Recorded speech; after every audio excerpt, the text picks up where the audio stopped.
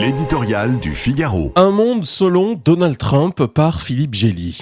Faisons les comptes. 15%, plus 10%, plus 200%. Les punitions infligées par l'escogriffe de Washington tombent comme à gravelotte sur les Français et les Européens.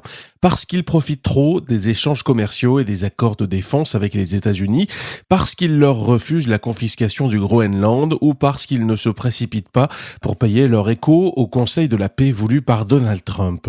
Ce dernier instrument de la coercition américaine veut son pesant d'or. Il donne quasiment tout pouvoir à son président, chairman, autodésigné, cité 35 fois en 13 chapitres comme ayant seule l'autorité ou le dernier mot sur toute décision, délibération ou vote de ses membres, eux-mêmes soumis au bon vouloir du grand maître, sauf à lui verser $1 milliard en cash pour siéger plus de 3 ans. Ce nouveau machin ne prétend pas simplement remplacer l'ONU, trop contrainte par ses principes. Il veut aussi ringardiser le G7, le G20, les BRICS et tutti quanti pour s'imposer comme le seul directoire du monde éclairé par l'aveuglante lanterne de Donald Trump.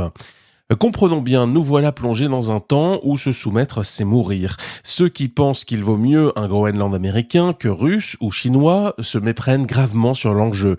Ce à quoi nous assistons n'est que la première étape d'une offensive américaine contre la souveraineté des pays européens. Leur vassalisation passe par la destruction de l'Union européenne avec l'appui des forces souverainistes et la soumission de l'OTAN dans une solidarité à sens unique. Comme le Royaume-Uni, déjà mis en cause sur l'île de Diego Garcia, la France s'expose aux appétits de Trump à Saint-Pierre-et-Miquelon et dans son vaste chapelet de territoire d'outre-mer.